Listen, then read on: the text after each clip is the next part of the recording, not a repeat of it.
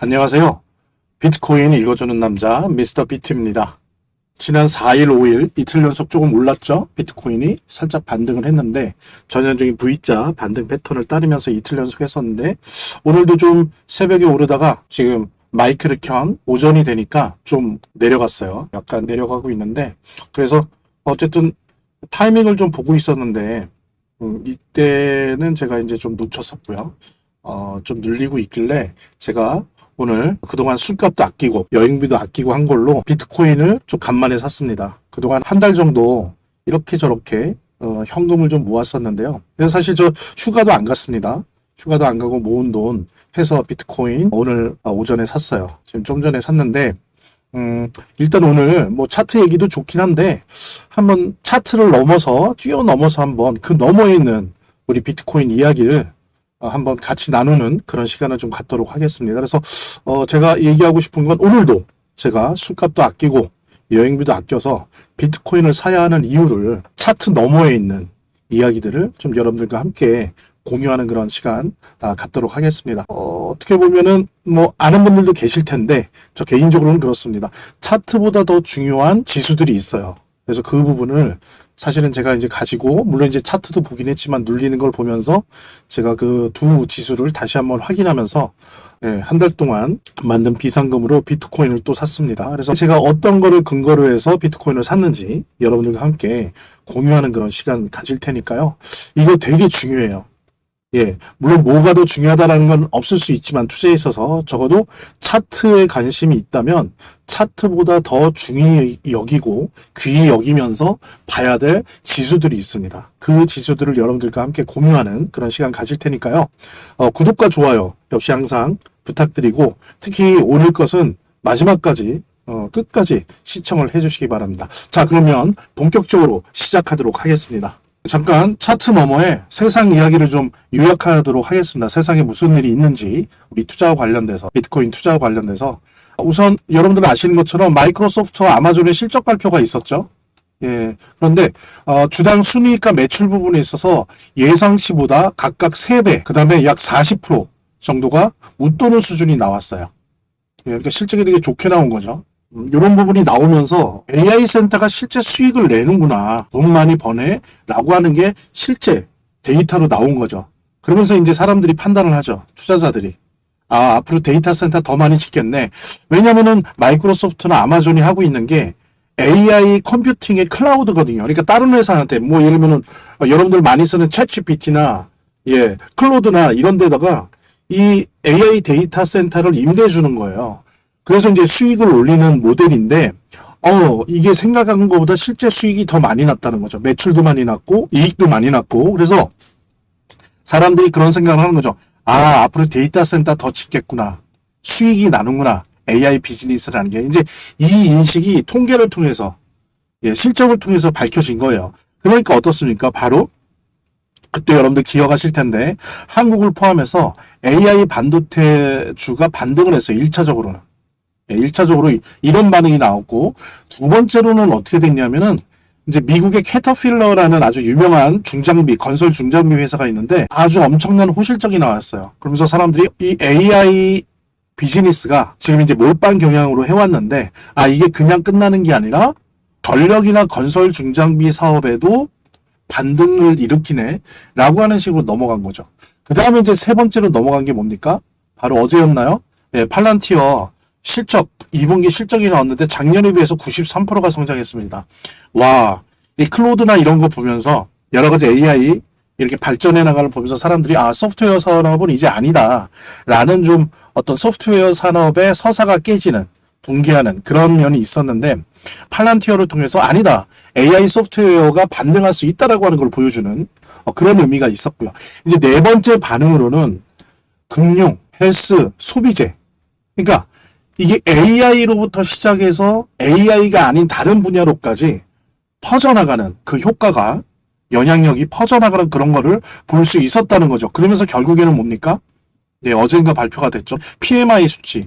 7월 PMI 수치. 이게 이제 제조업 및 구매관리자 지수라고 해서 미국의 어떤 경기를 표현해주는 아주 첫 번째 신뢰하는 그런 지수라고 볼 수 있는데 그것이 55.6이 나왔어요. 이거는 4년 만에 최고치입니다. 이게 이제 말하자면 경기의 바로미터인데, 그러니까 지금 50이 넘는다는 것, 그 다음에 4년 만에 최고치가 나왔다는 것은 이 경기가, 실질 경기가 확장 국면에 들어서고 있다라고 하는 그런 객관적 통계라고 여러분들이 이해하시면 좋습니다. 예, 여기 나오죠? 7월 제조업 경기 선주문과 AI 투자로 4년 만에 최고다라고 하는 겁니다. 예. 그러니까 AI 데이터 센터 만들어 놓고, 예를 들면 마이크로소프트나 아마존 같은 빅테크들이 그 다음에 이제 오픈 AI나 클로드 같은 그런 AI 회사한테 이걸 임대해 주는 거죠. 그래서 여기서 여러 가지 AI를 개발하고 훈련시키고 하는 거지 않습니까? 근데 그런 산업이 그걸로 끝나는 게 아니라 그 자체로도 이게 돈이 되는구나 라고 하는 걸 보여주고, 또 하나는 지금 보여주고 있는 모습은 이런 AI 데이터 센터 비즈니스가 다른 분야, 기타 분야의 실적과 유동성을 끌어올리는 견인차 역할을 할 수 있다라고 하는 거를 보여주는 거여서 매우 새로운 서사죠. 그러니까 이전까지는 그랬잖아요. 돈이 될 수도 있겠는데, 이게 너무 오래 걸릴 것 같은데, 그 다음에 비용이 너무 많이 드는데, 이런 건 있었어요. 그러니까 미래는 AI일 거야 라고 하는 건 알고 있어도, 이거 시간 오래 걸릴 것 같은데, 그 다음에 수익이 나는데 오래 걸릴 것 같은데 라고 하는 의심들이, 그게 아니라 진짜 바로 돈이 되고 있네. 그 다음에 이게 다른 분야로도 퍼져나갈 수 있구나. 다른 산업의 견인차 역할을 할 수 있구나라고 하는 매우 새로운 서사가 만들어지는 그런 요즘의 상황이다. 그러니까 차트 너머에는 이런 세계가 진행되고 있는 거죠. 이거는 한편으로는 2, 3년 안에 AI 거품이 퍼질 거다라고 하는 AI 거품론과는 매우 유의미한 대비다라고 하는 거예요. 뭐 아직까지 이 둘 중에 뭐가 진짜냐 대립적으로 생각할 수도 있는데, 어쨌든 한편에서는 AI 거품론이 있는 거고요. 한편에서는 AI 산업은 사실은 부동산 PF 산업이다. 저는 개인적으로 그렇게 생각하는데, 부동산 산업이 그러한 것처럼 다른 분야의, 기타 분야의 실적과 유동성을 끌어올리는 견인차적인 역할을 할 수 있는 그런 산업이다. 그러니까 서로 반대로 생각하는 거죠.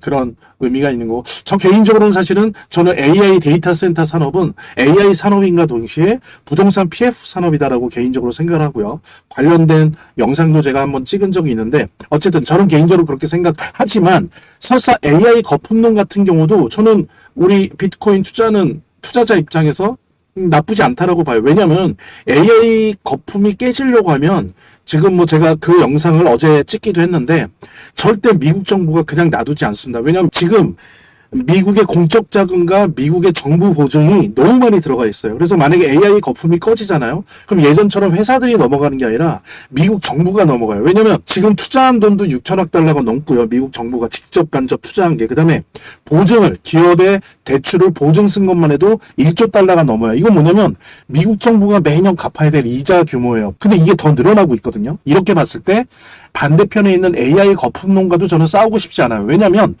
AI 거품론이 맞다 해도 절대 지금 현재의 현실 속에서 미국이 이거를 내버려 둘 수가 없어요. 즉 터지는 거를 막을 수밖에 없어요. 왜? 미국 정부도 넘어가니까. 그렇게 많은 돈과 보증이 지금 들어가 있습니다. 그렇기 때문에 거품이 난다? 그러면 어떻게, 거품이 터지려고 한다 그러면 미국 정부가 어떻게 했어요? 엄청나게 돈을 찍어대겠죠. 달러를. 그죠? 막 찍어대겠죠? 그럼 유동성이 많아지면서 어떻게 했어요? 우리 비트코인 같은 위험 자산들도 폭등할 수밖에 없죠. 그런 경험들 많이 하셨잖아요. 그죠? 그래서 지금 차트 너머에 세계는 이렇게 움직이고 있다는 부분, 그리고 절대 비트코인에게 대단히 유리한 그런 조건으로 큰 차원에서 보면 그런 유리한 조건으로 넘어가고 있다라고 하는 걸 우리가 확인할 수 있습니다. 자, 그 다음 번 보도록 할게요. 자, 그런데 보십시오. 이렇게 돼서 예를 들면 이제 어제 국장을 보면은 반도체, 대형주 다 반등을 했어요. 하물며 비반도체, 중소형주, 코스닥도 반등을 했습니다. 예.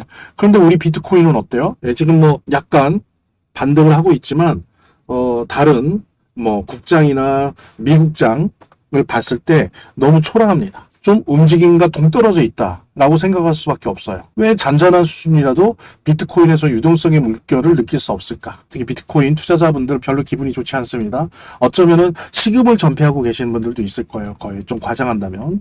자, 그래서 더욱더 이러하기 때문에, 그러면 차트만 본다고 해서 그렇다면은 이 원인들, 이유들, 흐름들이 보이지 않아요, 사실은. 왜냐하면 차트의 거의 한 95% 이상은 좀 사후적인 겁니다. 심리적인 거예요. 그래서 그게 잘못됐다는 건 아닌데, 분명히 일기를 쓰듯이 매일매일 보긴 해야 되지만 그것만으로는 큰 흐름이 보이지 않아요. 그래서 그런 말도 있습니다. 미국에서는 이런 말이 있어요. 기관은, 고래는 돈의 흐름, 유동성의 흐름을 보는데 개인들은 차트를 본다. 거꾸로 보는 거죠. 거꾸로 된 거죠. 그래서 오늘 제가 비트코인 투자자들이 오히려 차트보다 더 중요하게 봐야 될 두 가지를 꼭 항상 필수적으로 모니터 해야 될 두 가지를 여러분들과 함께 공유하도록 하겠습니다. 자, 먼저 첫 번째는 뭐 아시는 분도 계실 텐데 한번 다시 복습하시고요. 새롭게 보시는 분들은 저와 함께 좀 뭐 공부 아닌 공부를 한번 해보자고요. 요게 이제 MVRV라고 하는 겁니다. 이 지수 그래프인데 2012년부터 해서 2026년까지 한 15년 동안의 지수 그래프입니다. 여기 보이는 요 노란색이요. 요 노란색 요거 요게 이제 비트코인의 시장 가격이에요. 그죠? 그 다음에 요 초록색 요거는 제가 말씀드린 MVRV 지수예요. 지수. 그 다음에 요 빨간색도 MVRV 지수인데 요 빨간색으로 표현된 건 뭐냐면 0 이하일 때, 0 이하일 때입니다. 그랬을 때 MVRV가 뭐냐? 뭐 여기 뭐 시가총액과 실현 시가총액 이렇게 하는데 그냥 쉽게 얘기해서 이런 거예요. 현재 비트코인의 현재 시장 가치가 있죠. 가격이 있죠. 그거를 전 비트코인의 유통 공급의 직계 비용, 이게 중요해요. 직계 비용, 실제 직계 비용. 자, 비트코인을 채굴 해서 나르고 시장에 등장하는 데 있어서의 어떤 비용, 실제 비용을 으로 나눈 거예요. 그러니까 시장 가격을 실제 가치로 나눈 거예요. 그렇죠? 자, 다시 비트코인의 총 시장 가격을 비트코인의 조달 비용, 직계 비용으로 나눈 거예요. 그렇게 되면 이게 뭐냐면 말하자면 실제 비트코인의 현실 가격을 실제 가치로 나눈 지수입니다. 그러다 보니까 이걸 통해서 뭘 할 수 있냐면 비트코인의 현재 시장 가격이 프리미엄이 붙어서 거래되는 건지 아니면 할인돼서 싸게 거래되는 건지 확인할 수 있다는 거예요. 되게 중요한 거죠. 왜냐하면 시간은 걸리지만 결국에는 이 집계 비용, 조달 비용에 일치될 수밖에 없거든요. 시간은 걸리지만 주식도 마찬가지지만 그 가격은 예를 들면 주식의 가격은 주식의 그 회사의 그 주식이 표현하는 그 회사의 본원적 가치 이거를 결국엔 이렇게 수급 관계나 시장의 여러 가지 유동성의 문제, 여러 가지 수요 공급 때문에 처음부터 일치하진 않지만 결국엔 거기에 수렴이 되는 거거든요. 그것과 똑같은 겁니다. MVRV는 이 비트코인의 실제 가격, 시장에서의 가격을 실제 가치, 즉 조달 비용, 직계 비용으로 나눈 거예요. 그러다 보니까 어떻습니까? 이 지수가 만약에 이렇게 높잖아요. 이렇게. 여기 보이시죠? 이렇게 높으면 그만큼 실현되지 않은 미실현 수익이 계속 증가하고 있는 거예요. 그 다음에 이제 시장이 과열되는 거겠죠. 그러면서 매도 타이밍을 잡을 시기로 해석할 수 있는 거예요.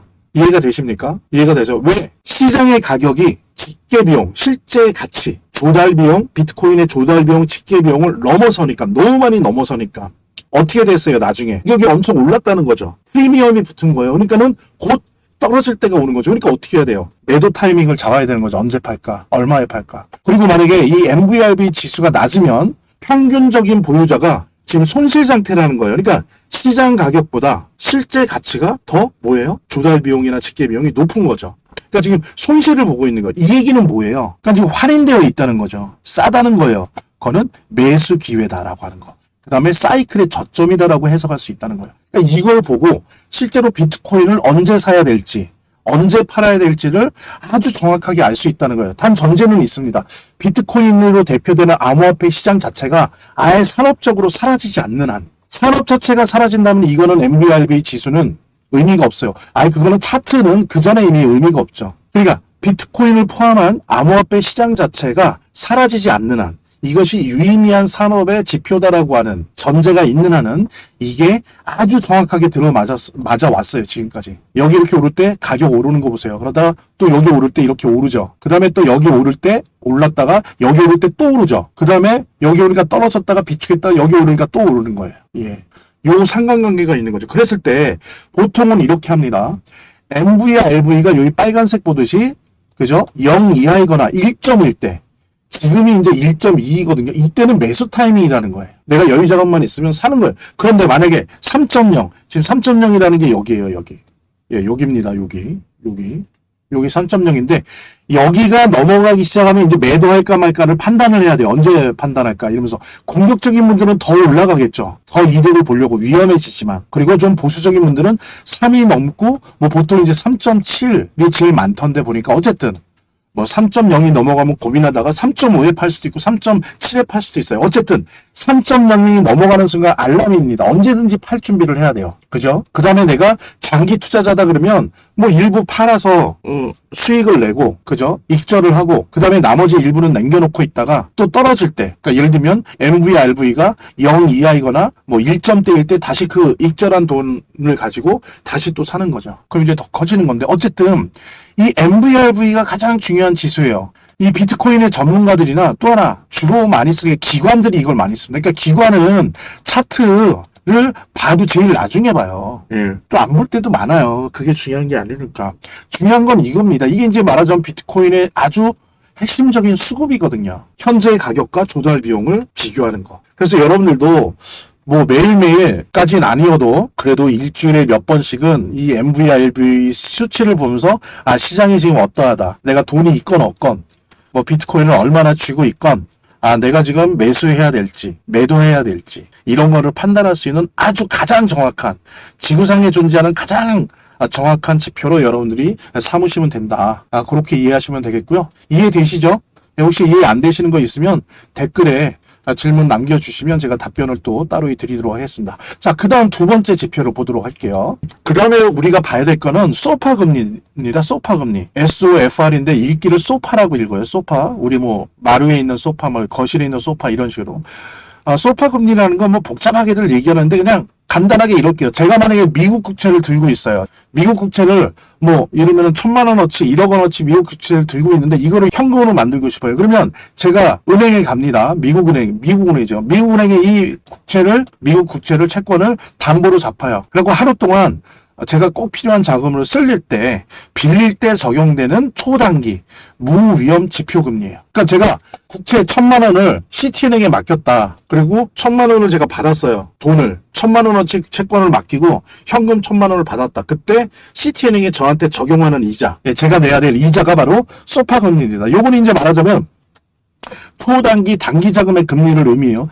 지금 오늘 제가 이거 봤을 때 3.65%예요. 3.65%. 그런데 이게 왜 중요하냐면 주로 암호화폐 시장은 이 단기 자금의 영향을 받습니다. 물론 장기적으로 보면 3년, 5년, 10년을 보면 아니지만 적어도 매일매일 한 달, 몇 달, 1년, 2년 이 정도는 단기 자금의 영향을 가장 많이 받는 시장이 주식이나 채권에 비해서 우리 암호화폐 시장이에요. 비트코인. 그랬을 때 한번 보십시오. 여기 이 표를 보면 이게 이제 2018년도 소파 금리 통계를 내기 시작한 게 2018년이에요. 그러니까 이전 거는 없습니다. 이게 이제 단데 2018년부터 2026년인데 자 보세요.